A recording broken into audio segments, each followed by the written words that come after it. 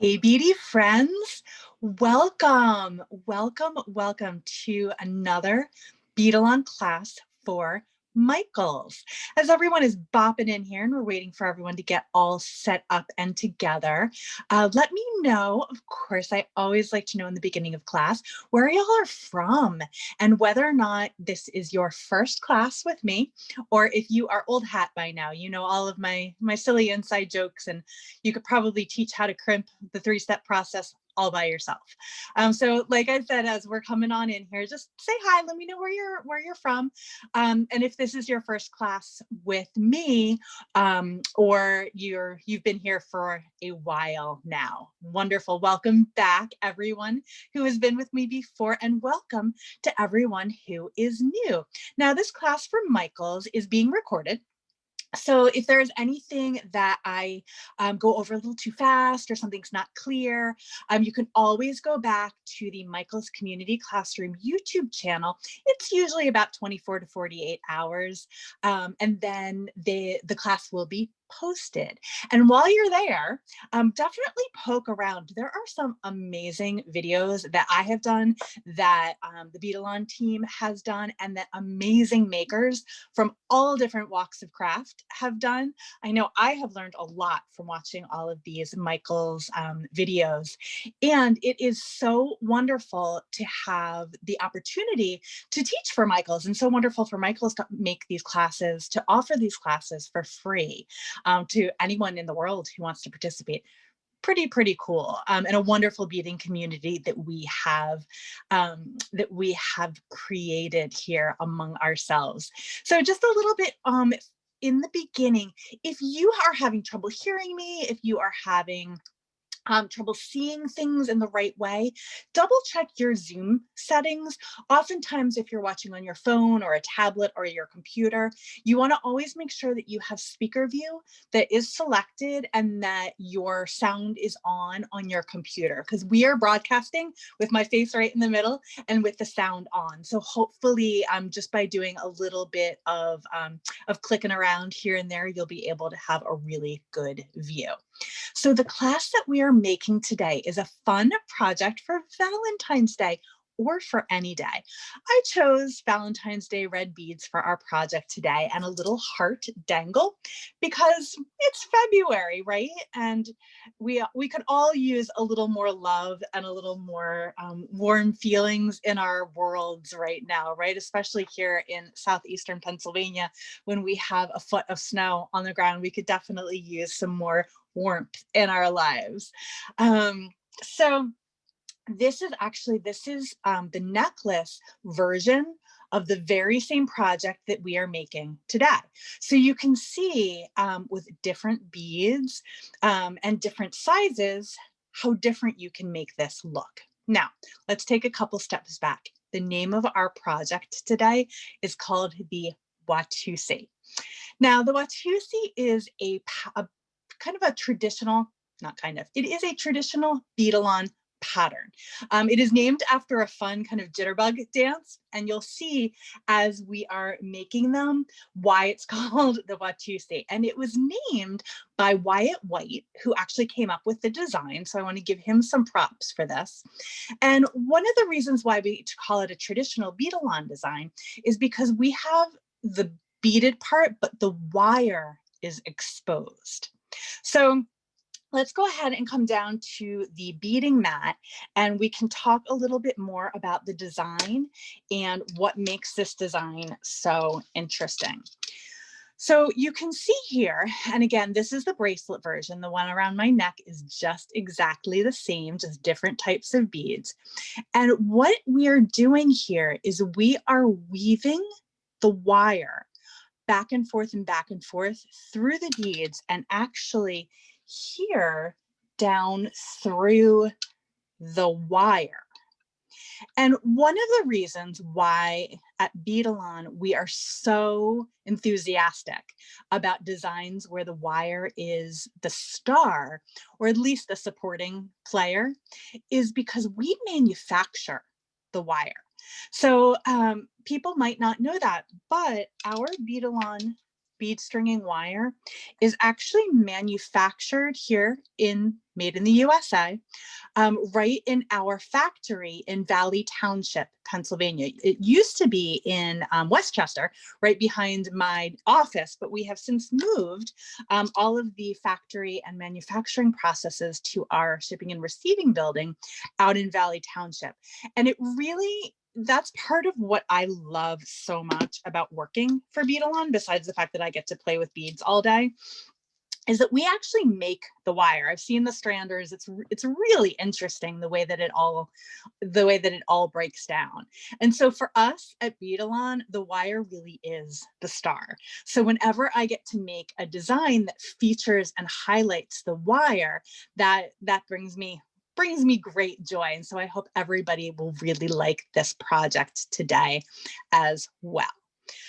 So let me think. I think that is all of the beginning information. It looks like all of our participants are here to bop on. So let's go over our materials for what we are going to need for class today.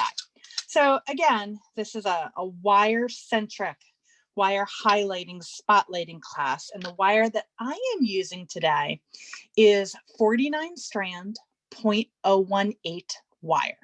So in the supplies list, in the instructions, I call for 19 strand silver color wire.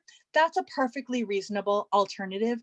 I just happen to have at home, I did not have any more of the 018 and the 19 strand. I used that up for our samples. And so the 018 in the 49 strand is what I am going to be working with today. So again, because it's silver color, it's really going to make this design pop. And if these beads were translucent rather than opaque, like the beads in my necklace, that silver wire or even the gold color wire makes those beads sparkle from inside. So it just adds that extra little something something on those beads to make them really sparkle from the inside. So that is the wire that we are going to be using today. And we are also going to be using size number 3 crimp tubes. So my last class for Michael's, I taught well, not all, but 5 plus things that you should never do while making beaded jewelry. And one of the things that I talked a lot about in that class is the different sizes of crimp tubes and crimp beads. Today we are using a size number 3 crimp tube because we are threading 3 of those 0.18 wires through the crimp tube. Okay, so we'll need those. We're also going to be using some crimp covers. I feel like you can never go over adding a crimp cover too many times. We'll also be using a clasp. Of course, I'm using this toggle clasp. I don't know, I like the way that they look, but you could use any clasp at all for this design. If you like a magnetic clasp for a bracelet, or if you're making a necklace and you have a really pretty clasp that you'd like to use. On my sample down here, on my sample up here, I'm using a toggle clasp. So any clasp that you have around is no problem. Let's see. Oh, we will also be talking a little bit at the end about adding a pendant. So there is this variety pack of pinch bail pendants in Michael's, and that is what I used to add this gorgeous Swarovski heart on the end of my bracelet. So we're going to talk a little bit about bails and using bails and attaching dangly things here at the end of class. So I'm just double checking to make sure I have gone over all of the materials. But of course, we're using just our standard beading tools in our toolbox. So we'll need 2 pliers. I always keep 2 either chain nose or flat nose pliers handy. We'll be using these to open and close the jump ring when we add our charm. We will need a mighty crimper to close the crimp cover. And again, in that other video, which I think I'll be referencing a lot today, I go over 2 different ways of closing crimp covers. We will also need a standard crimping plier because of course that is the crimping plier that you use when you are going to crimp size number 3 crimp tubes. And then of course a nipper. So no too fancy tools today. It's kind of the regular tools that you should always have on your workbench. So for the beads that I used for our project today, lay that out a little bit nicer. That looks nicer. So for today's project, I used the dyed quartzite red round 10mm stone beads. And anybody who likes to see a part number, that's the number right there to look it up on Michael's. And I thought that these were just really interesting beads.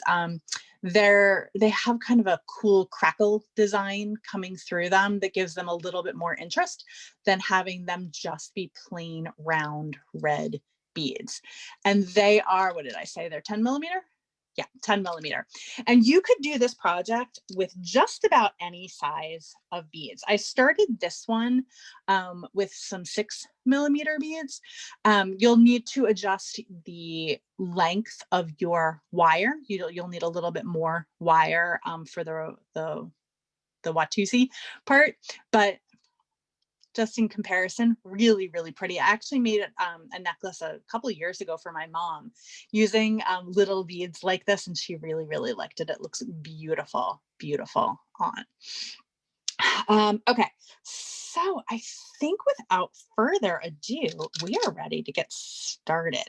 It's a pretty straightforward project, but I like that you get a lot of bang for your buck using traditional crimping techniques, but it looks just a little bit next level, right? Where we've been, if you have been taking classes with me or have been going back through the archives to look and watch some of the old classes, you'll see,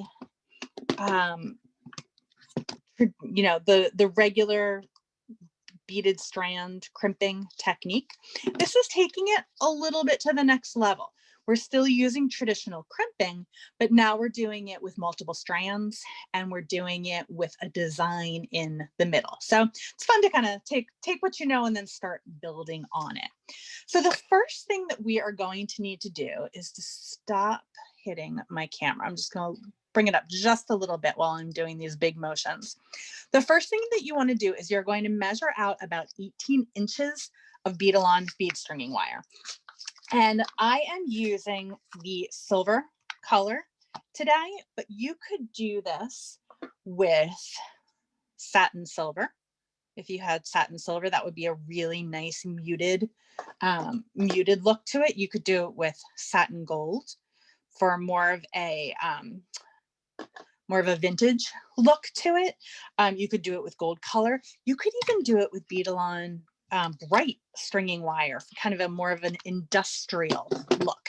That's what I really like, why I really like this project, because there are a lot of different variations that you can do. So let's see, I'm going to grab the other half. I'm just going to use this, this toggle bar. Am I going to use this toggle bar? No, because I'm going to use that later on for something else. Let me just grab really quickly over here another clasp to use. So now what I'm going to do is I am going to take, before I do that, take a deep breath, and we are going to cut another length of wire that's 22 inches in length. So you need one length of wire that's 18 inches and one that's 22 inches. And you're just going to cut that 22-inch piece of wire and set it aside for just one moment. So you want to keep it at the ready, but just set it aside for one moment.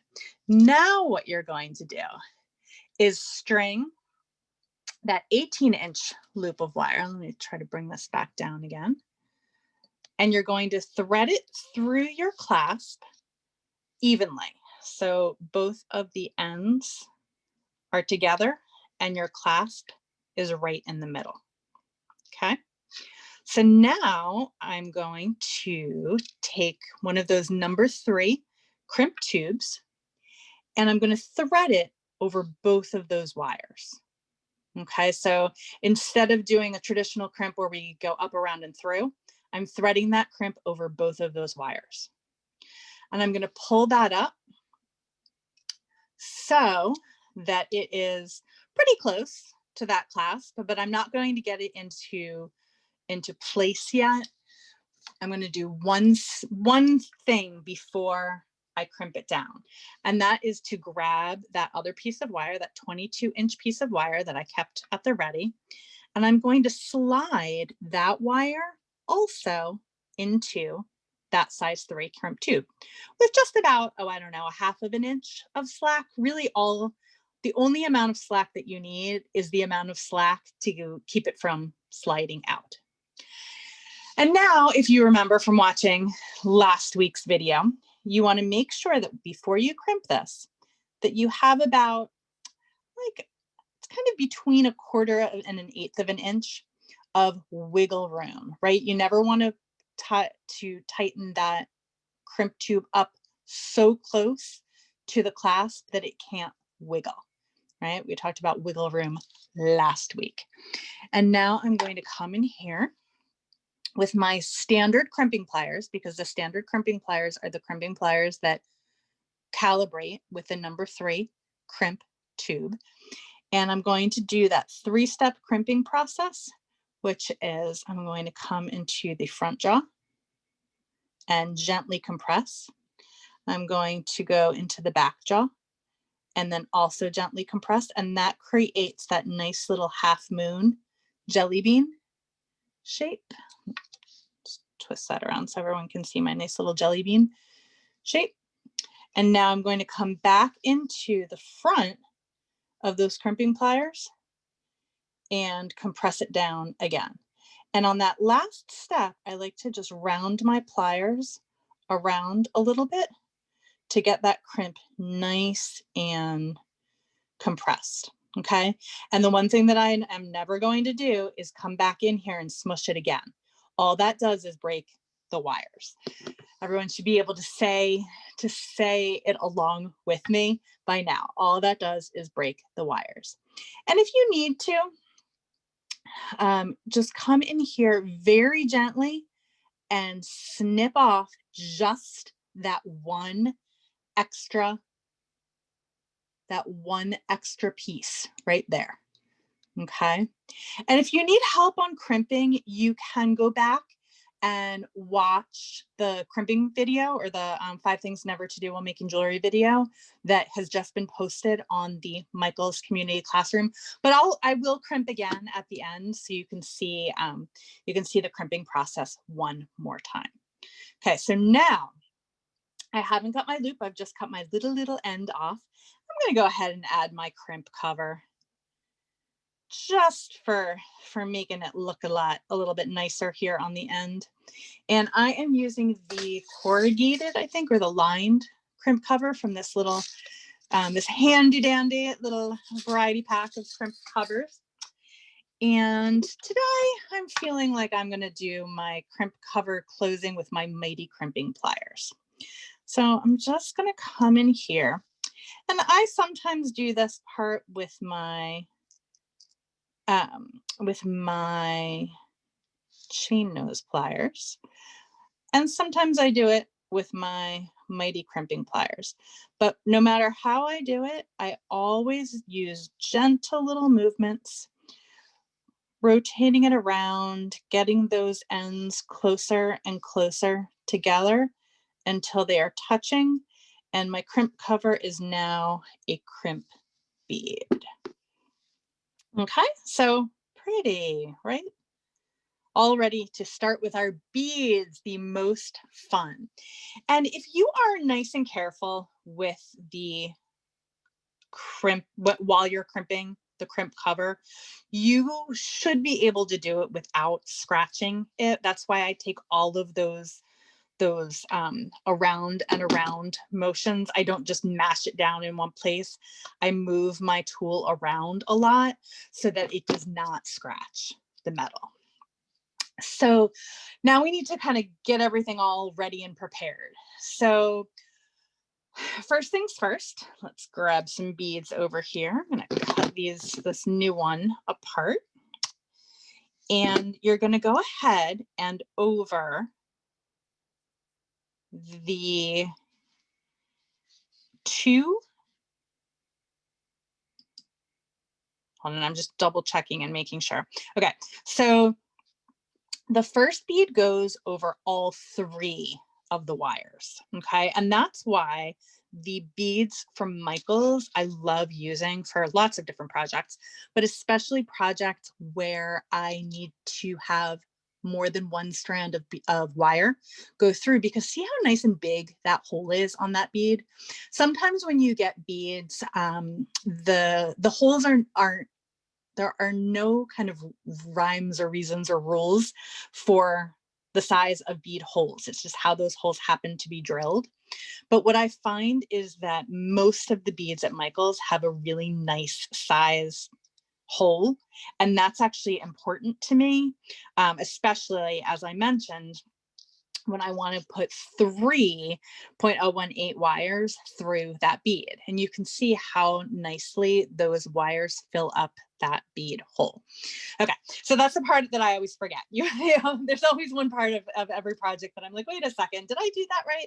And that's the one for me, you want to make sure that that first bead goes over all three wires, because now all of the subsequent beads you're going to string onto just the two shortest wires. So very quickly, I am going to string up 16 beads.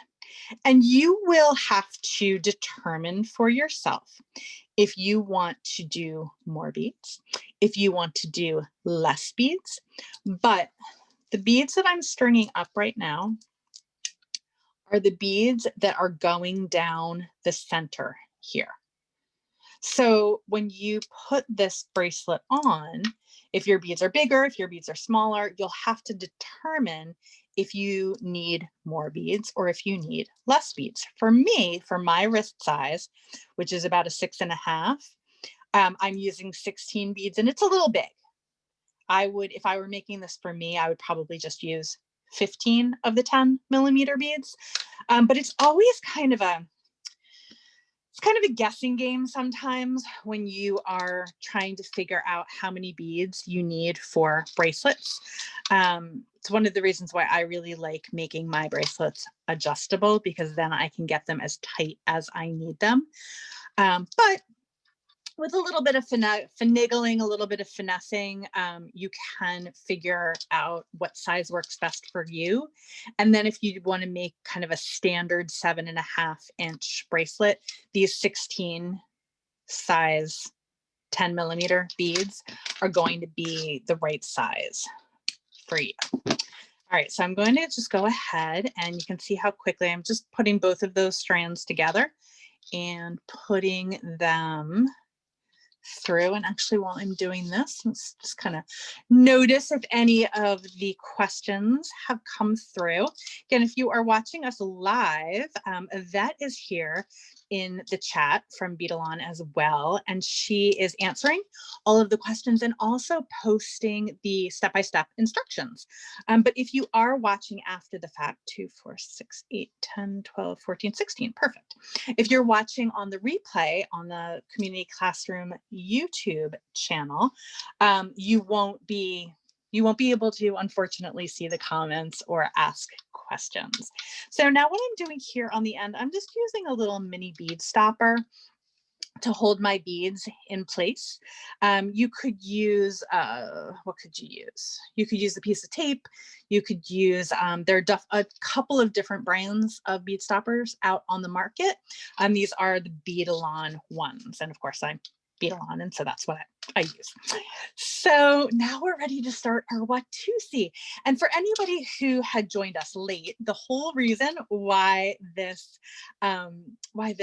project is called the Watusi. It was named by Wyatt White, who is the new product manager at Beadalon. He came up with this design, and he thought that it kind of felt like the old-timey Watusi dance.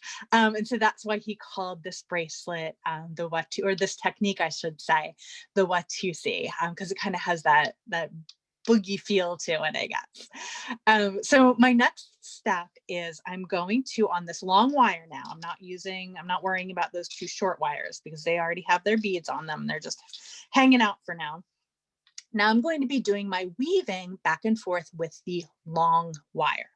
So I'm going to put one bead on the long wire and move that all the way down. Doesn't really matter. But now what I'm going to do is between the second and the third bead. So here's my first bead, here's my second bead, here's my third bead. Between the second and the third bead, what I'm going to do is I'm going to split apart. Let's see, let's bring this down just a little bit. Hopefully I won't bump it too much because I feel like we need to get nice and close to see what's going on here. Maybe I will bump it too much. So between this second and third bead, I'm opening up those two pieces of wire, and I'm going to thread my end of the wire down through those two separated wires. And I'm going to pull that all the way through. Okay. And you can see, you just kind of scrunch it up with your fingers. Now that those two beads, oops, let's try that again. Those two beads are sitting on top of each other. And in order to get them to really go where you want them to go, I like to kind of push them into place and then move that next bead and hold that with my thumb and my forefinger. It takes a little bit of getting used to, but it's not as fiddly as some other techniques that I have recently demonstrated. All right, so now what I'm going to do is I am going to put on my next bead. So it's helpful to think of a top and a bottom. So you make sure that you're always going through the two wires in the right way. So if you think about this being on the top, now we're going to be working on the bottom. So I'm going to thread my bead on. And now I went through the second and the third bead. Now I'm going to go through the third and the fourth bead. And it helps if you can try to make sure that the wires don't flip-flop. It's not the end of the world if they do, but now I'm going to, since I'm coming from the bottom, I want to thread up through those two wires and pull that into place. And you can see it's not kind of right into place yet until I push that next bead up. And now you can see the pattern is starting to form.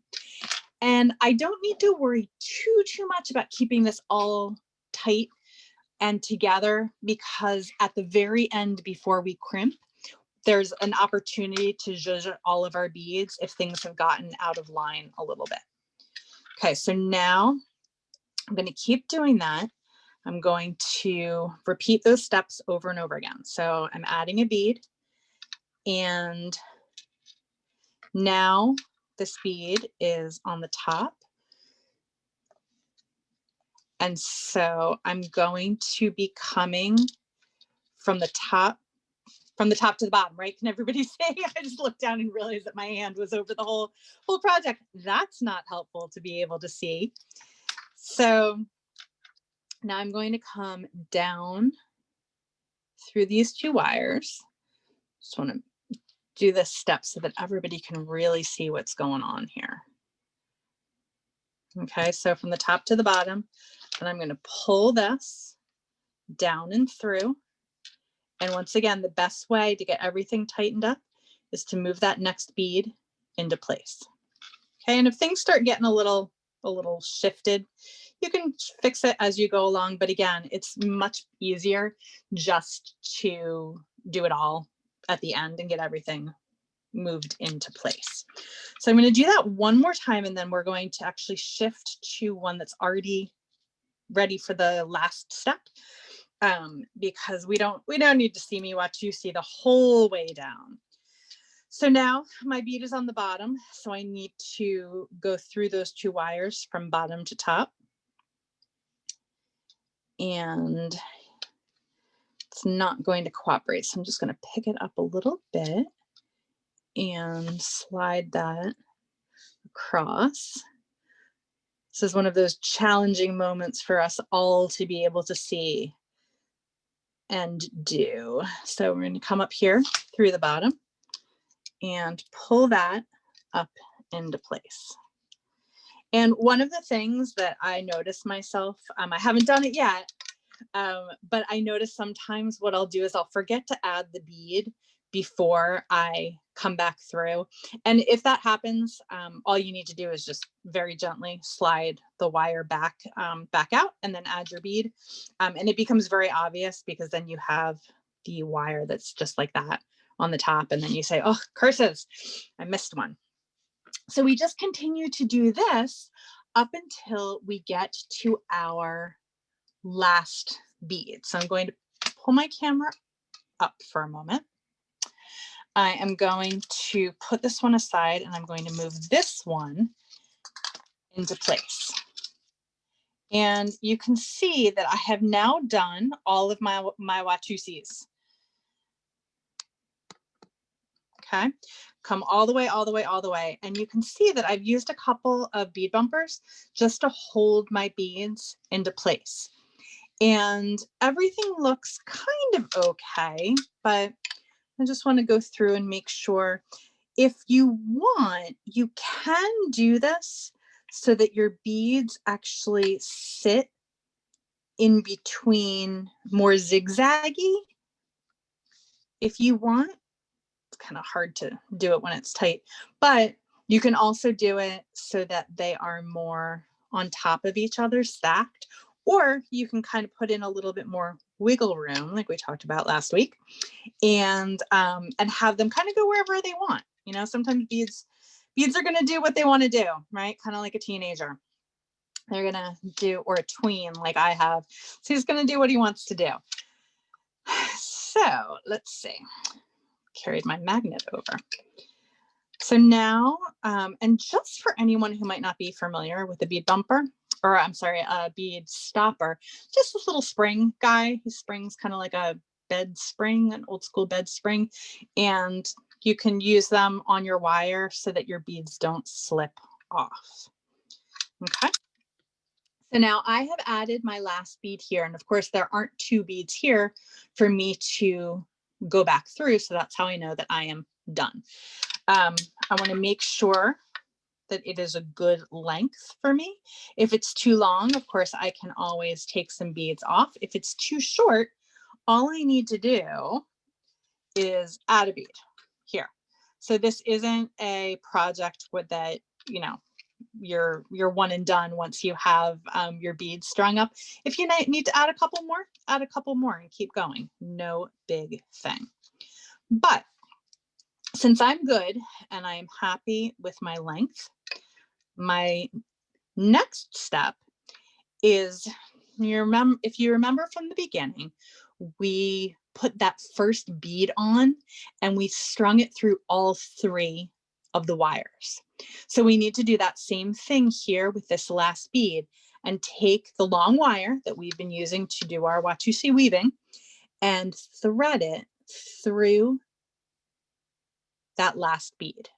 So once again, why it's so great for these Michaels beads with these nice big holes, because you don't have to worry that 3 strands of 0.018 Beadalon bead stringing wire will fit through. Okay, and so I'm just holding this in place with my thumb and my forefinger, and just want to make sure everything looks pretty good to me. If ever anything was, you know, super wonky or out of place or way off, this is where I could adjust it. So now we are up to, oh my gosh, we're already at step 17. So this is kind of an optional step, but sometimes it is easier to make sure that these 3 wires are the same length. Sometimes your, if your long wire is way long, it could kind of get out of the, it could get in the way, and we want things to be a little bit easier for us, right? So now what we need to do is we're going to put these 3 wires once again through that size number 3 crimp tube. So usually when you are using 0.018 wire, you're going to use a number 2 crimp tube, but since we're putting a couple more strands of this wire through, we're using a size 3. Whew, okay. So now what we want to do is take the second half of our clasp, and I conveniently have it already here. Whenever I'm using a lobster claw clasp, I generally will string up the smaller side first and keep my lobster claw attached to my clasp, so I don't lose it, but also so that reminds me, and it's not really so much the case here, but it helps me remember to build in the wiggle room that needs to be built in with my beads when I'm making jewelry. Again, a little plug for going back and watching that 5 things you should never do when making beaded jewelry class. We talk about that a lot. Okay, so now what we're going to do is double check, make sure everything looks good, and it does. And that wire that we just used, see, I have my 2 wires here and that 1 wire here, the wire that's through the clasp, that is the wire that I'm going to go back through my crimp bead with. And I'm actually going to go back through that crimp bead and also through that first bead.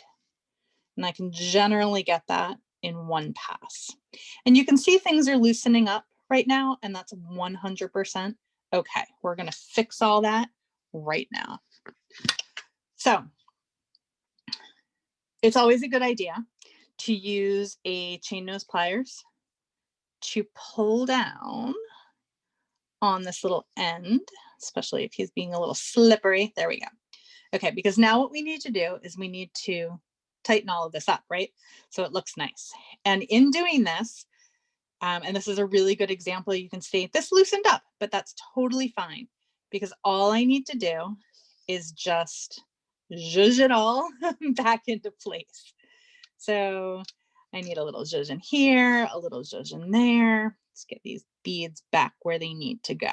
And that will happen when you are doing the last step. If, like me, you're not being quite as careful as you should be. But let's just go ahead and get this fixed up real quick. You can see I'm looking at where the double wire is and where the single wire is and where those beads, where I want those beads to go, right? I'm going to show those beads who's boss. This is my design. All right, so now I'm just going to kind of hold that, and these guys got a little loosened up here. So I'm going to come and pull them back into place. And there we go.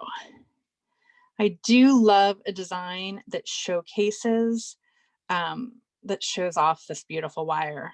And for those of you who know me, you know that the 0.018 and the 0.024 49 strand wire is my absolute favorite, the silver color one. Okay, so now this is a really good example of over tightening. So can you see how small that loop is? I want my loop to be more like that because you don't want too much pressure here on the wire as it holds against the clasp. That is a recipe for wire snapping. So once again, it just takes a little zhuzhing into place Sometimes designs come together really, really easily, and sometimes you got to do a little zhuzhing. This is one that's a little zhuzhing on the end, but nothing we can't all tackle together. Just want to make sure that that is all together, and I'm pulling both on the top. If the beading wire will not fit back through the bead next to the crimp tube, don't worry about it. Just pull it off to the side. Okay. If it won't fit through the bead, it's no big deal. The goal is to be able to get that crimp tube nice and, to be able to get the crimp tube crimped well. Whether or not the wire goes back through the bead does not matter. All right, so now I'm going to be crimping with my regular crimping pliers. I'm going to come in the front notch, then I'm going to go into the back notch, and then I'm going to come into the front notch again, and around and around and around. That is one close shot. Okay, and give it a little tug. Fingers crossed that everything took. And now this is the part that you want to be the most careful with. Okay, of all of the parts. You want to make sure that when you are snipping these wires, that you only snip the wires that you want to be snipped. Okay, and I'm just double checking to make sure that that is in fact going to be the case. Okay, so here is my third wire, and I'm making sure I'm not cutting these two wires here. I'm not cutting these two wires here. Those are the wires that are part of the design. Whew. And then same thing up here. So I have my loop here. I have my wires. These are the two excess wires coming out. So I'm going to go ahead and as close as I can to that crimp tube, I'm going to snip those two off.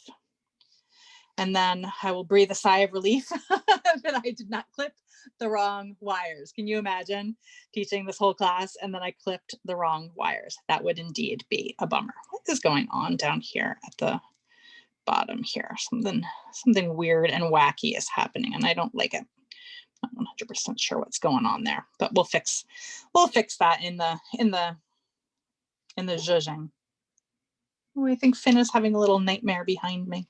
All right, so now the last thing that we need to do here, well, for this part of the bracelet, is to add our second crimp cover.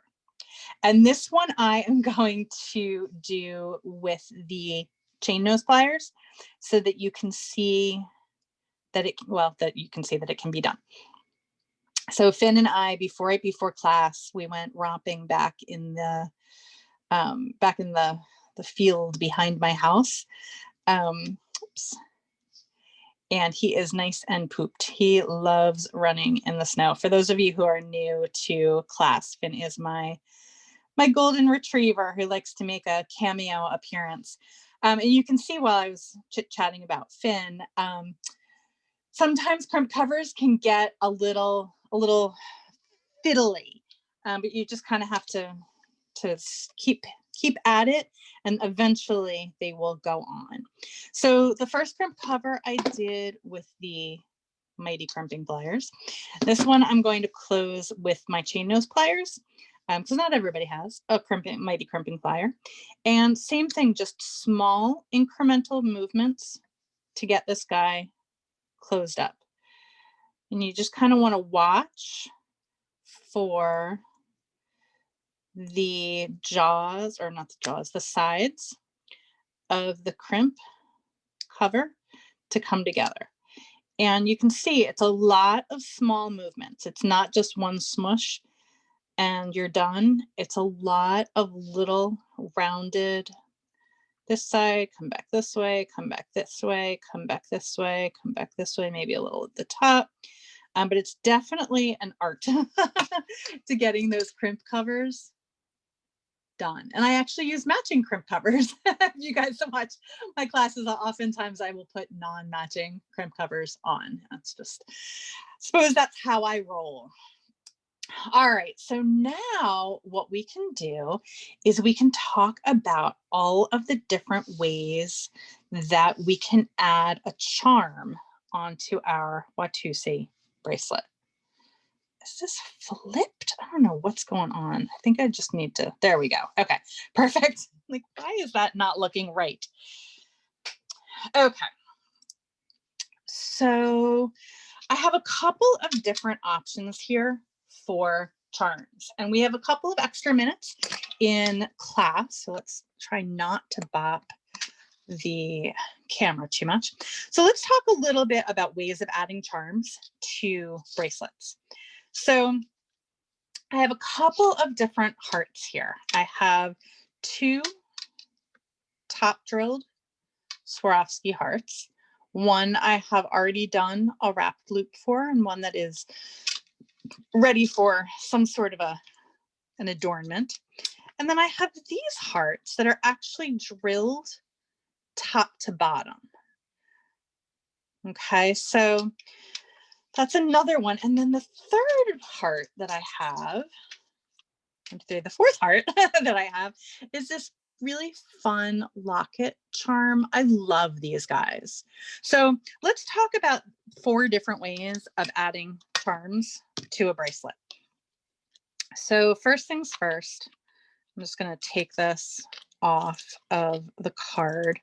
I tend to do this a little more gingerly than perhaps is necessary. And I will often not use the jump rings that come with my findings to attach things. This one isn't so bad, but generally the jump rings that are included are not really made for being used. They're really just made for keeping the things on the cards.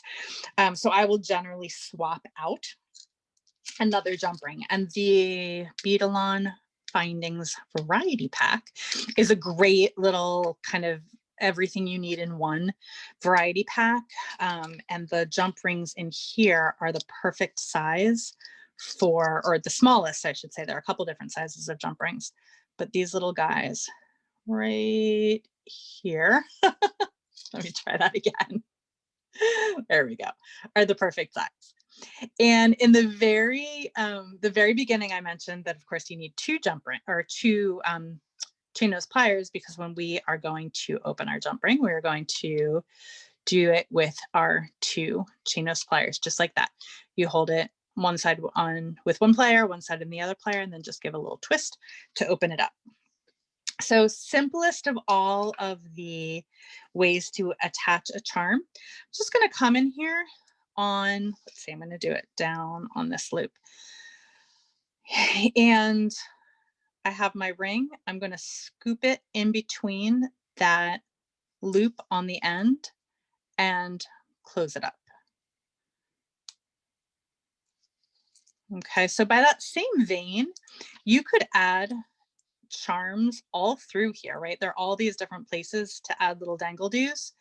But I on this one, I used it right here on the end. And so I thought that that was a really nice way to finish it off. So let's talk about this bail now, okay? So at Michael's, there is also the Pinch Bail Pendants Variety Pack. And I love these pendants because they are super easy to use. And not only do they have, well, there are 4 different sizes in here. So usually you're going to be able to use whatever you, or have this, whatever size you need. But you can either string them through the bail on the top. But what we're actually going to do today is cut that part off and just use that loop with a jump ring. Okay, so to use these guys, all you need to do is take your chain nose pliers closed and insert them, and then very gently pry it open. Okay, they'll always come closed And all you need to do is just put your pliers in and just gently pry them open, just enough so that you can slip your top drilled pendant into them. So here I have my top drilled pendant. And then the reason why I'm calling it a top drilled pendant is you can see the hole at the top. Let's try it like that. Oh, that's better. Now we can see the hole at the top. And all we need to do is just slide one of those pegs, right? There's a peg right there. Slide one of those pegs into one hole. And now with my thumbs and I guess my thumb and my forefinger, I'm just going to squeeze it so that it pinches, right? Because it's a pinch bail pendant, pinches into the hole of the heart. No glue, don't use glue. Please don't use glue. But now you have an opportunity, a way to hang top drilled pendants. It's super easy. You don't have to worry about wire wrapping. You don't have to worry about anything. All you have to worry about is, especially if it's a Swarovski crystal, don't come in here and squeeze the bejesus out of it with your chain nose pliers. You could come and give it just a gentle squeeze if you felt like you needed a little bit more. But crystal beads, glass beads, even some metal beads, they will break, they'll shatter if you put too much pressure on them. So you just want to be real gentle. I always give that warning or that caveat whenever I am working with, especially with crystal beads. All right, so now what I want to do, because I don't need this bail part, I'm actually going to just cut it off. This is unfortunately going to be a casualty of my designing today. I'm not going to need or use this piece for anything else. I'm just going to snip it off, take it apart, and put it in the trash. I have never needed that piece for anything, as there are a lot of things that I will use again, but that little piece is not one of the things that I've ever needed to use again. Okay, so now once again, I'm going to take a jump ring, just taking the littlest jump ring. Let's try to get some of this stuff out of the way so we can get a little bit better focus. And I'm going to open up that jump ring again and slide it through that ring. And you could use this technique for all different kinds of charm adding needs that you might have. But once again, I am going to come in here and just add it. And I hadn't really intended on making this kind of a big dangle-do involvement here in the end, but I kind of am digging it. So we might stick with that. All right, so that is the second way of attaching a charm to anything really, but to this bracelet. So we have just a regular old charm with a jump ring, and then we used a pinch bail with a jump ring with cutting off the other bail part on the top. And now we are going to use a head pin to attach this top to bottom drilled bead. So we have many, just trying to find my closest and easiest head pin to use. This box right here. Perfect. So top to bottom drilled beads are very common, and this heart is super, super cute. So all I'm going to do is take a head pin and we're going to do a little wrapped loop at the top. So sometimes your head pins will be too thin and the hole will be too big. So you'll just need to add like a size 15 seed bead, a Delica, size 11 bead, but my head pin looks like it's going to be a good one. So now all I need to do is tie, or I should say wrap, a little wrapped loop here at the top. So I did not mention the need for some round nose pliers at the beginning in our materials, but We usually have a round nose pliers at the handy in our tool bench. And we're using round nose pliers, of course, because we are making something round, a loop. Okay, and so there are a couple of different ways to make wrapped loops. I'm going to show you how I like to make the wrapped loops. So I'm holding the wire in between both of the jaws of my pliers, and I am holding it against that crystal.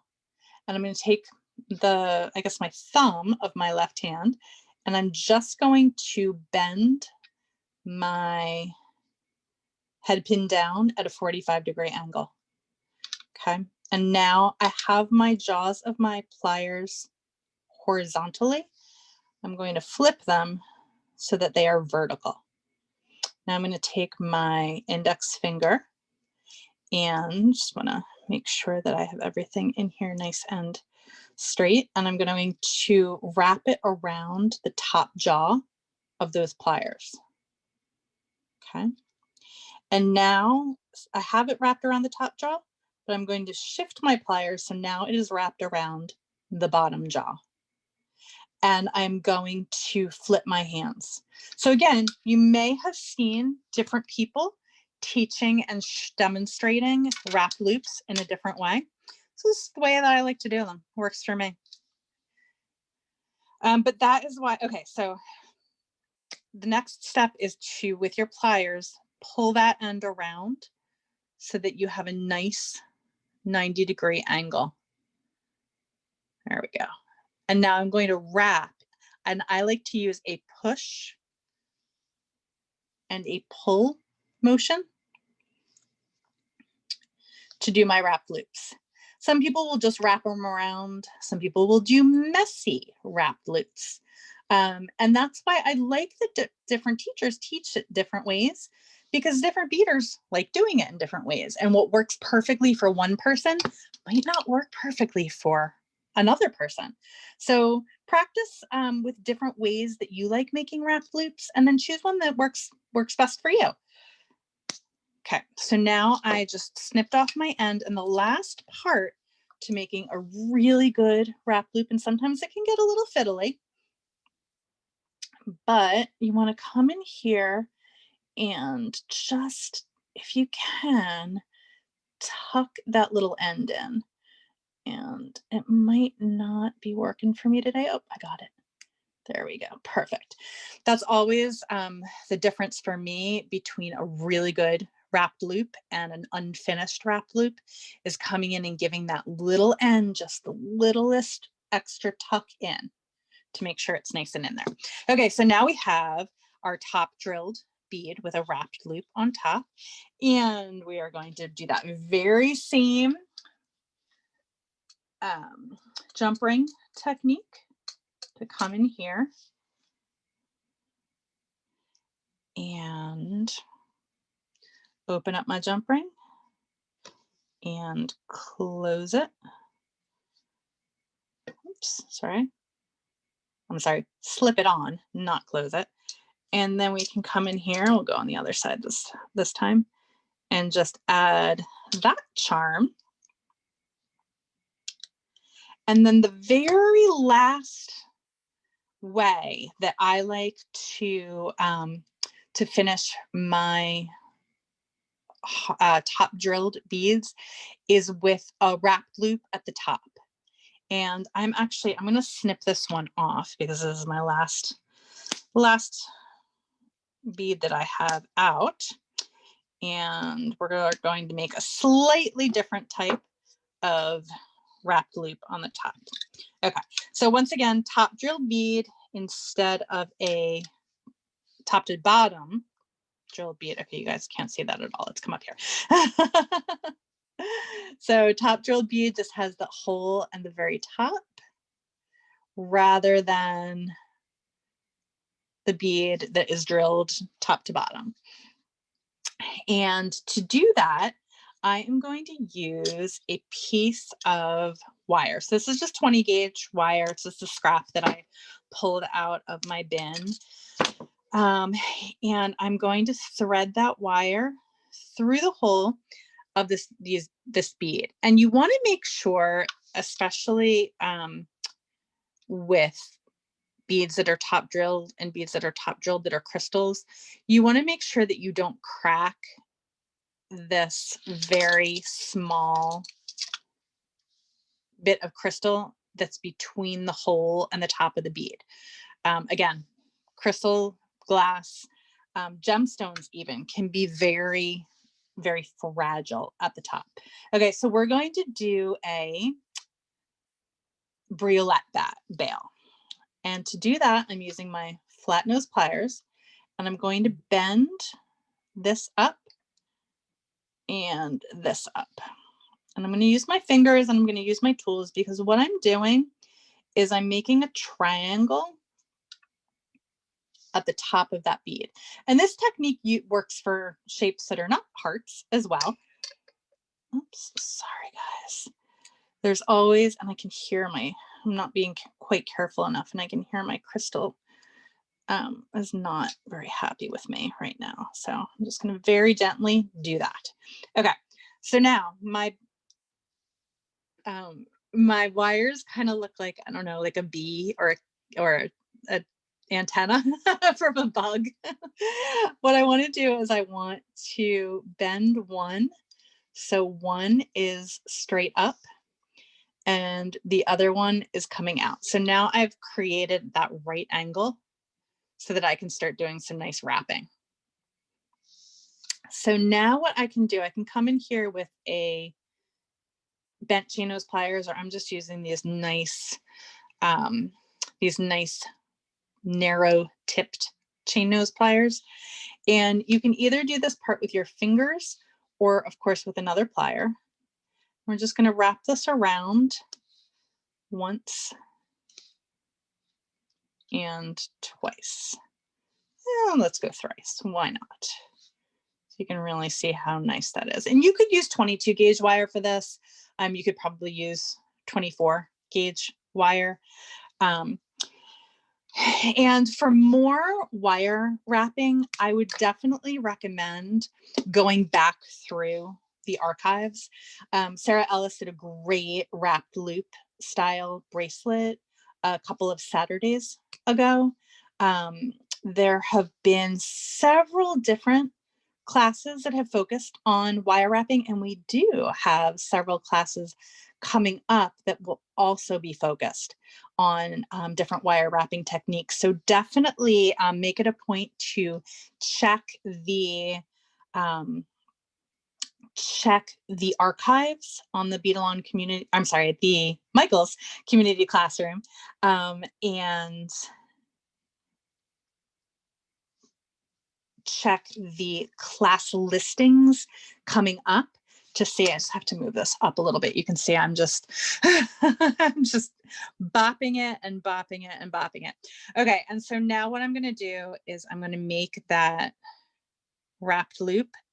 And again, especially with the 20 gauge wire, I use the pushing and the pulling technique rather than the wrapping around technique. And if I want, I can kind of keep going and make this a little messy. I can make it a little bit neater. I definitely could have made it a little bit neater. I'll be very honest about that. But you get the general idea for how to do that BRACELET wrap.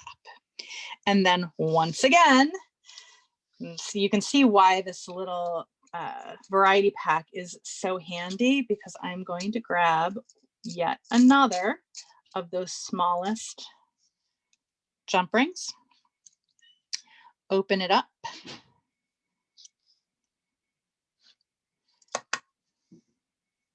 close it. And somebody had mentioned that to keep the pattern, I think I did forget to add one extra bead. Oh no. Yeah, I think I forgot one extra bead on the end, which is why this end is a little bit wonky. I'll show the example that I made for the class picture, and then you can see kind of the better way to have it finished. So once again, adding things with jump rings just makes it so much, so easy to add little charms. And I've got a lot of charm action going on the end. I would definitely need, I think, somebody to help me put this bracelet on, but I'm kind of digging how those 4 charms look on the bracelet rather than the 1 charm that I have here on my example. Let me close this one up as well. So again, lots of different variations, lots of different ways that you can embellish, that you can change up the sizes of the beads, like these little ones that I did here, that you can change up the colors of the beads, all different ways to embellish and to add. And of course, this doesn't only have to be a Valentine's Day project. It can be a project for all during the year, for any special occasion.